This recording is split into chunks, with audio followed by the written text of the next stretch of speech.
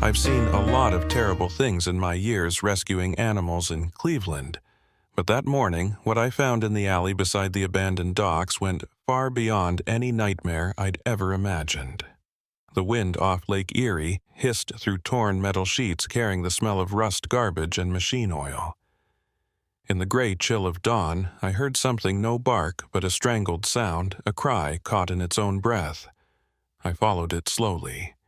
And then I saw her a Doberman, mother skin and bones soaked to the skin, trembling as if holding herself together by sheer will. An old chain had cut so deeply into her neck that dried blood clung to it like a rusted collar. In front of her sat a red brick in the middle of a black puddle. Under that brick lay a puppy. The world around me went silent. Only her broken breaths and the whistling of wind through the drain pipes remained. She didn't bark, she didn't growl, she cried, truly cried. Her head hung low, eyes wide and wet. Every time she tried to touch the brick with her muzzle, her whole body shook, as though she herself were being crushed. I froze. A mother sitting vigil over her child in the heart of the city, and no one is stopping. Someone must have seen. Someone must have heard. But they walked on. I knelt. The brick was icy under my hand. I only meant to lift it to bury the little one. But as I pried it up, a thin hiss escaped so faint, I thought I imagined it. I held my breath, pressed my ear closer. Another breath, weak but real. I looked at the Doberman and she looked back. Her eyes, cloudy and exhausted, flickered suddenly like a candle sparked back to life in the dark. I whispered, "It's alive." Her whole body surged forward. She tried to crawl, though her back legs barely worked. I lifted the brick quickly. Beneath the mud, the tiny pup gasped, its chest rising out of rhythm. A dark bruise spread from its chest to its belly. I wrapped it in my coat, praying with trembling hands. She watched me, blinking fast, as if begging me not to lose it again. With wet, shaking fingers, I pulled out my phone. "Grace, it's Ben. I've got a Doberman mother, 3 pups, one pinned under a brick. It's still breathing, but barely. Don't let it get cold." Grace's voice rushed through the line. "Keep it warm. I'm at Riverview Animal ER. The room's ready." I tucked the injured pup into my coat, slid the other 2 into a bag. The mother whimpered, lowered her head to lick the mud off her baby's belly, then lifted her gaze to me, and that look stopped my heart. It wasn't fear anymore. It was trust. It was a plea. It was everything a mother can send when the world has turned its back. I whispered, though I knew she couldn't understand, "I promise I'll get your babies out of here." A cold gust whipped past, dragging the smell of blood and iron. I felt as though the entire city was holding its breath, watching us, one man and one starving mother trying to save 3 fragile lives. When I lifted her, her ribs pressed sharply against my palms, as if one wrong move might shatter her. She rested her head on my shoulder. She weighed less than 40 pounds, but it felt like I was carrying the despair of an entire world. I laid her in the truck and turned the key. In the rearview mirror, she stayed still, eyes open, still looking toward that brick left behind in the alley. I knew that image would haunt me for the rest of my life. As the tires rolled, I murmured, "Don't give up, Raven. I won't let you lose another one." Streetlights streaked past like white scars. Every bump jolted the pup in my coat. I pressed my hand to its chest, felt the fragile warmth. It was still alive. We just needed a few more minutes, and if you're hearing me tell this, please don't stay silent. Somewhere in every city, there are more ravens waiting for someone like you.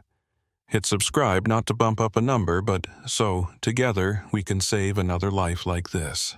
Because some cries, if no one listens, disappear forever. I steered onto the highway, morning light breaking across the windshield. I looked down at the tiny pup, breathing weakly in my hands, and for the first time in years I trembled, not from fear, but from hope. I didn't know if we'd reach the hospital in time, but I knew this much. If miracles exist, they begin the moment we refuse to turn away. As I drove away from that alley, the smell of mud and blood clung to me, one of those scents you never forget. The smell of life pushed to the edge of despair. Raven lay curled in the back seat, her thin body arched protectively around her 3 pups. Every breath sounded like a blade scraping through her lungs, ragged, shallow, but still there. I kept one hand steady on the wheel, glancing in the rearview mirror as she leaned down to lick the mud from her weakest pup's back. It was a small, instinctive gesture, but full of determination. The Cleveland morning hung gray as lead. Puddles stretched across the road, and the wind from Lake Erie hit the car in bursts. I turned the heater on, low, letting the warmth spread slowly through the cabin, trying to keep the pups' tiny bodies from cooling. In my head, there was only one thought: don't let that breath stop before we get there. I put the phone on speaker. Grace was still on the line, her voice tight with worry. "Ben, listen to me. If the pup stops breathing, compress its chest with your thumb. 2 compressions, 1 breath. As long as there's any response, there's still a chance." I kept my eyes on the road. "Got it. I'm not losing them." Ahead, the Detroit Bridge rose out of the fog, linking Midtown to the hospital district. I pressed harder on the gas. Each turn made Raven whimper softly, a sound so faint, yet it cut straight through me. I looked down and whispered like a promise, "Hold on, Mama, just a few more minutes." When we reached Riverview, Animal ER, Grace was already waiting at the door. She wore a blue lab coat, a heated blanket in one arm, and a tiny oxygen mask in the other. Inside hurry, I handed her the pup. Hope, I called her for now. Her skin was cold, her lips pale. Grace leaned in, listened to her chest, and nodded. She's still got a heartbeat. Neonatal room now. I followed close behind, my own heart pounding. 2 nurses lifted Raven onto a stretcher. She didn't resist, just looked around in panic until her eyes found mine. Those eyes, tired but awake, seemed to ask only one thing: "Don't leave." I pulled off a glove, reached out, and touched her head. "I'm right here." Inside the bright white room, Grace placed Hope on the warming table. "Temperature 94. Start." "Massage and low-dose oxygen," she called. The monitors chirped a jumble of sounds that soon settled into a slow, fragile rhythm. Elena, the morning nurse, rubbed Hope's chest gently in circles with a soft cloth. Every time her hand passed, the pup flinched. "She's responding," Elena whispered, half in disbelief, half in relief. I stood behind the glass. In the next room, Raven stirred at the sound. She tried to lift her head, the IV line tugging against her neck. Then she began licking the air, a gesture any mother who's lost a child would recognize instantly. I turned to Grace. "Can she see her?" "Not yet. We need to stabilize breathing first," Grace said. "But she can smell her." "Give me your jacket." I slipped off my coat. It still carried the scent of milk and mud, and handed it to the nurse. She brought it to Raven's room. The moment the jacket touched the bed, Raven lunged forward, buried her face in it, and trembled before going still. Grace's voice softened. "She knows her baby's still here." I sat down, hands shaking, heart heavy. In all my years volunteering, I'd held more abandoned animals than I could count, but never had I seen motherly love, so raw, so fierce. A dog on the brink of death was still trembling, just because she could smell her child. Outside the window, rain began again, soft, steady. My mind went back to the alley that morning, the cracked walls, the red brick, the dark stains. I kept asking myself, who could do that? Who would throw a brick at something so small, so innocent? Was it because they were born in the wrong place at the wrong time, or because the world has grown too tired to care? Elena came out with a paper cup of coffee, her voice husky with emotion. "That little one. She fights like a soldier." "Have you named her Hope?" I said. She smiled faintly. Perfect. We all need a reason to believe. Raven lay still, eyes closed but lips twitching slightly as if she were dreaming, maybe hearing that faint cry again, the one that turned the whole world toward her this morning. Through the glass I watched Grace rub Hope's back. The heat lamp cast a golden glow over the pup's skin like a soft flame. The monitor beeped slow and sure, each tone another heartbeat one back from death. I leaned against the wall and exhaled long and heavy. I knew this was only the beginning of the fight. But for the first time in years, I believed that even a life abandoned could rewrite its own fate. And if you're watching this story now, I want you to remember one thing. Sometimes the world doesn't need another hero. It just needs someone willing to pull over, kneel down, and listen to the smallest cry in the wind. Because sometimes that cry is what saves the humanity left inside us. That night, I didn't go home. I sat on an old plastic chair in the hallway of Riverview Animal Hospital, staring through the fogged glass where Raven lay on the metal table. The light above her shimmered against her wet, black and tan coat, streaked with new stitches that still bled. The chain around her neck had been cut off hours ago, but the deep groove it left behind looked permanent, like a memory carved into flesh. Next door, in a small room, painted soft white, her 3 pups rested inside a heated incubator. 2 of them had already started nursing on formula. The third, little Hope, the one who'd been pinned under the brick, was still breathing through a narrow tube. Her body was so small I could cover it with one hand. Each breath made her chest dip, then rise again fragile as a candle flickering in the wind. Grace sat beside me, her voice low and steady. If she makes it through the first 48 hours, her chances go up. But the hardest part isn't the body. I turned to her. "What do you mean?" "It's the mother," she said. "Her spirit's almost broken. She has to believe her baby's alive. Otherwise, her body will just let go." I looked back at Raven. She lay on her side, eyes open, staring into nothing. The doctor said she barely slept. Every time she heard a puppy cry from the next room, she tried to stand, her legs shaking, collapsing beneath her, then tried again anyway. Once, Elena had to hold her down so the IV wouldn't tear out. "She thinks someone's going to take her babies again," Elena whispered. "Just like before."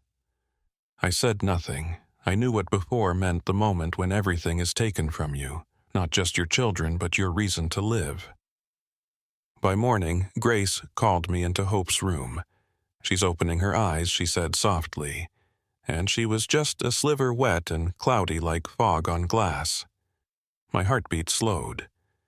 That tiny look wasn't clear, but it carried something that went straight through me. It was as if those dim eyes were asking, "Am I allowed to live?" I whispered back, "Yes, you are, because your mother cried for you." At that same moment, from the next room, Raven lifted her head. I heard the faint scrape of claws against the metal floor. She had heard it through 2 walls. She had heard her baby's breath. Grace smiled. That's their first synchronized response. That means there's hope. I don't know how long I stood there, watching through that pane of glass. All I remember is the feeling like witnessing an invisible thread tying 2 hearts together, even through walls, through pain, through the sterile smell of antiseptic. At noon, I stepped out for coffee. Cleveland was bleak that day. The clouds hung low, the wind biting. People rushed past, shoulders hunched, eyes down. None of them knew that just a few hundred feet away, a tiny life was fighting for every breath it could take. I wondered how many cries had gone unheard in alleys just like that one, simply because no one stopped. When I got back, Elena was washing Raven with a warm towel. Her hands moved so gently as though afraid to hurt her. Raven closed her eyes, not in fear this time, but in peace. When she opened them again, she looked straight at me. No trembling, just quiet. Then she moved her head and rested her muzzle on my hand. Just a touch. Brief, soft, but it was enough to make tears spill down my face. Elena smiled. She's accepted you as one of her own. By late afternoon, Grace came out exhausted, but smiling. Hope's responding to milk. Her lungs are weak, but stable. If there are no complications tonight, she'll make it through. I leaned back against the wall, feeling a wave of relief rise in my chest until Grace added softly, "But Raven's running a fever. The infection's worse than we thought. It's probably from the wound on her neck." The words hit me like a punch. I looked through the window. She was lying still, breathing fast, her legs drawn in tight. The monitor beeped, each sound sharp as a blade. I went inside and knelt beside her. "Listen to me, Raven. Your baby's breathing now. Don't give up." I placed my hand over her chest.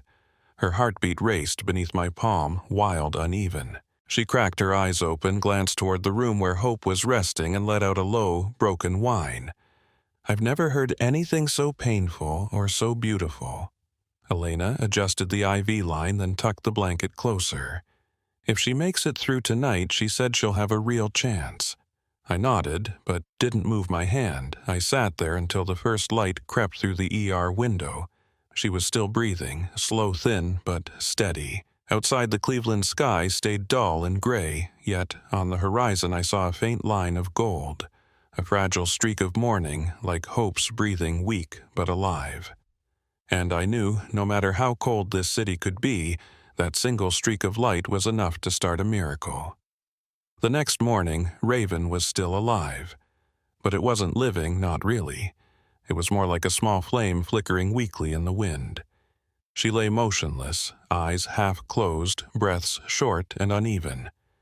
Dr. Grace checked her vitals one by one, then shook her head. "She's weaker than last night. The infection's spreading fast. We need stronger antibiotics, but her body might not take them." Elena clutched the clipboard, her voice trembling. "If we go high dose, it could destroy her liver. But if we don't..." Grace stayed quiet for a long moment, then whispered, "Half dose. Split the schedule. Keep her conscious as long as we can." I stood by the glass, listening to every word, feeling my heart tighten. Raven looked like a shadow of herself. Once she must have been strong, broad chest, proud eyes, the stride of a creature who had known love. I could almost picture her running in some sunny yard, barking with joy when someone called her name.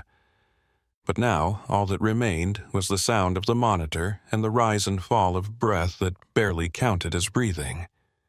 Elena used a warm towel to clean her neck. The skin was raw and torn, the circular scar raised like the chain was still there. Raven whimpered each time it touched her. "She must have been chained for years," Elena said softly. The metal ate right through her skin. I looked at her, then down at the floor. Her words felt like a verdict on all of us, on the kind of people who've grown used to other creatures suffering as background noise outside our windows. By noon, Grace allowed me to go inside for a few minutes. I approached quietly. Raven didn't lift her head, but her ears twitched. I sat on the floor and spoke in a low voice the way you do to someone hovering between life and death. "Raven, Hope's alive. She's breathing now. Do you hear me? Your baby's still here." A faint movement, just a small contraction in her throat, followed by a sigh that sounded like wind passing over ashes. She heard me, I was sure of it. Elena pressed her lips together. "That's a positive sign," she said softly. "She recognizes your voice."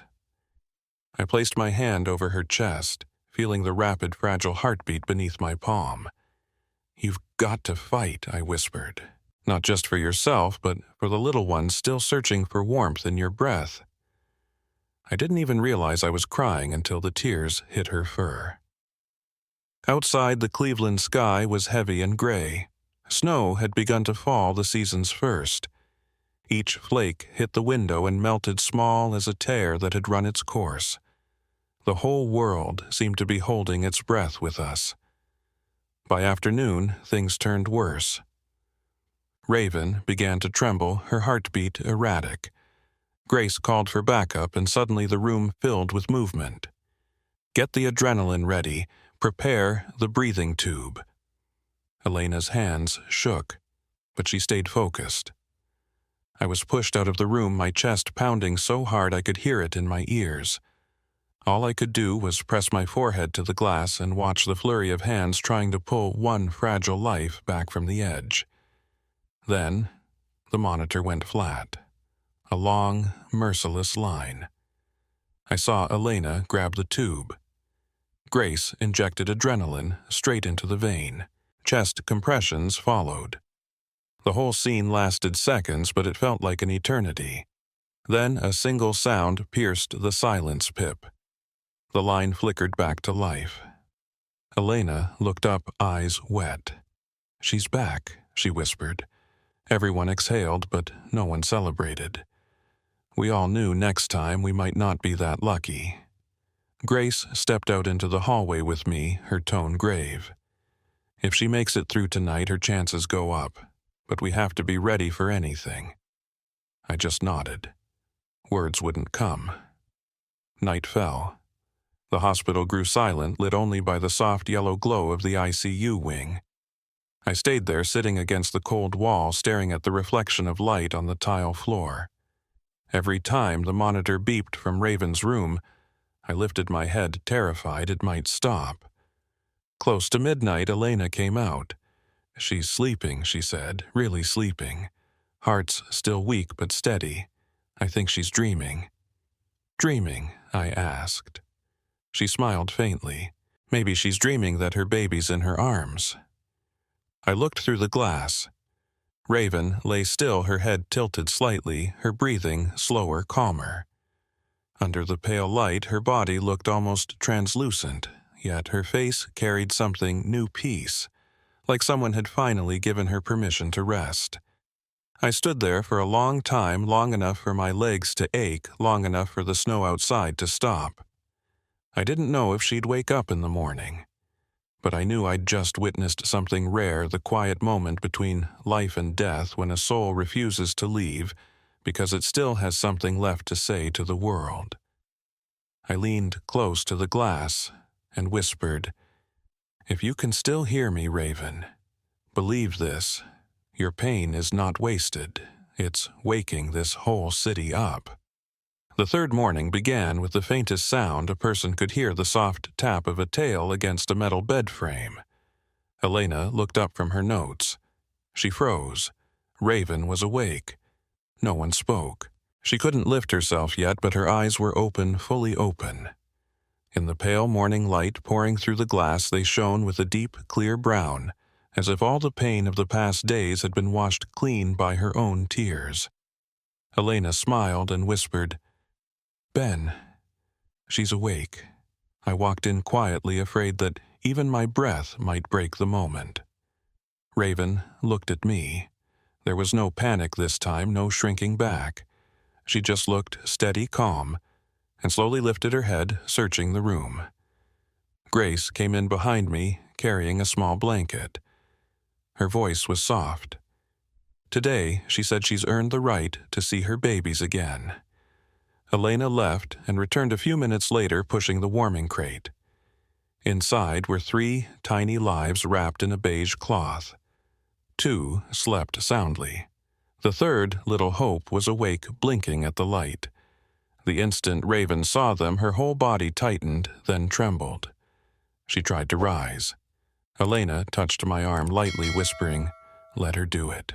Raven moved, inch by inch, frail and unsteady, but determined.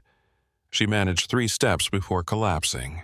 Even then she crawled, dragging herself forward with her front legs until her muzzle reached the edge of the blanket. Hope made a small sound, high and thin, but familiar enough to break my heart all over again. The room went completely still. Raven lowered her head and licked the top of her daughter's head, then left her muzzle resting there. A long, shaky breath escaped her chest, half sob, half gratitude. Grace turned away, tears slipping down her cheek. "No one here performed a miracle," she whispered. She did that herself. I sat down beside them, resting my hand on Raven's back. She didn't flinch, just leaned closer. The warmth from her body spread slowly into my palm, fragile but real. It felt like touching the heartbeat of life itself, newly returned. Elena, bent down voice, barely more than a prayer. Welcome back, brave girl. That whole day the hospital felt different. The air that usually smelled of medicine and disinfectant now carried something lighter, like relief. People walked more slowly, spoke softer. Everyone seemed afraid to disturb the fragile grace that had settled in that small room. I don't remember how long I stayed. I only remember that by the time the sun began to set, casting a golden haze across the window, Raven had fallen asleep with one paw draped protectively over the blanket where her puppies lay. Grace told me I should go home and rest. I shook my head. I wanted to stay. When night fell, I stood by the glass again. What I saw left me breathless. Raven curled around her 3 pups, her body forming a shelter of flesh and love. For the first time since I found her, I no longer feared her breathing would stop. She had chosen to stay. I stepped outside the hospital porch. The wind from Lake Erie cut sharply and cold, but my chest burned warm. The sky above was silver gray, and far off the streetlights reflected on the thin snow like 1,000 stars scattered on the ground. I looked up and whispered, "Thank you for holding on, Raven." And in that moment, I realized it wasn't only her life that had been saved. Mine had too. Because somewhere along the way she'd restored a piece of faith, I thought the world had long forgotten the faith that kindness still had a place here. 3 days later, Raven stood on her own. Her first steps were shaky, trembling, but proud. I stood beside her, speechless. She looked at me, then down at her 3 pups tumbling on the floor. Her ears' lifted tail gave a faint wag, just a small motion, but enough to make the entire room fall silent. Grace smiled, her eyes shining with tears. That's her miracle, Ben. Not medicine, her. Raven took another step, then another. Each one seemed to break a different invisible chain that had bound her for so long. The sound of her claws tapping against the tile was soft, yet sure, a quiet melody only survivors could hear. Elena, standing by the door, whispered, "She's teaching us how to stand again." The pups followed their mother, stumbling, falling, rising again, 3 clumsy notes chasing an old familiar tune. Hope, the smallest and weakest, was the first to reach her. Raven bent down and licked her gently on the head, and for a moment the whole hospital seemed to hold its breath. Something caught in my throat. Images from days before the brick, the cries, the broken breaths, flickered through my mind, then faded in the light of this moment. There was no blood now. No fear, only the scent of milk, of warmth, of life. By the time the sun dipped behind Lake Erie, Grace laid a hand on my shoulder. "She's strong again. As for the pups, do you want to keep them here a little longer?" I nodded, until I'm sure none of them tremble from fear anymore. That evening, I stayed by Raven's bed. She lay still, head resting on her front paws, eyes half closed. I ran my hand along her back, feeling the old scars softened beneath new fur. Beside her, the pups slept in a tangle of limbs. Hope stirred occasionally, her tiny legs twitching in dreams of running. I spoke softly, not wanting to wake the room. "You know, Raven, you've made this whole city believe in kindness again. Strangers have sent food money and prayers. They say they see themselves in your eyes. Maybe they're right, because all of us have been left behind somewhere. The only difference is whether someone came back for us." Raven opened her eyes, calm as morning. She sighed, lay her muzzle on my leg, then closed her eyes once more. For the first time, her breathing was deep, steady, and at peace. Outside, the night wind swept through the trees. The rustle of leaves sounded like a message: every storm passes, as long as we keep choosing love. And in that small hospital room, a family of 4 slept quietly. After everything, they had finally come home to the light. A week later, Riverview Animal Hospital was filled with sunlight. Golden light poured across the floor, glinting off Raven's black and tan coat until she looked as though she'd been gilded by the morning. Her 3 pups darted around her legs, healthy and playful, their little tails wagging without pause. No one could believe that just days ago this place had been a battlefield for every breath. Grace stepped out beaming. "Ben, they're strong enough to leave. She's won." I bent down and stroked Raven's head. She looked up at me, her eyes no longer tired, only peaceful. When I opened the car door, she climbed in on her own. The 3 pups followed, trotting after her and leaving tiny prints across the cement. When we reached home, I opened the porch door. Raven paused on the threshold and drew a deep breath, grass, sunlight, freedom. She walked inside, went straight to the rug in the middle of the room, lay down and exhaled a long sigh. Her 3 pups curled against her side and fell asleep instantly. I sat down beside them. Sunlight streamed through the window and rested on her thin but steadfast body, the body of a mother who had once been abandoned. And I realized strength isn't in the bark or the muscles.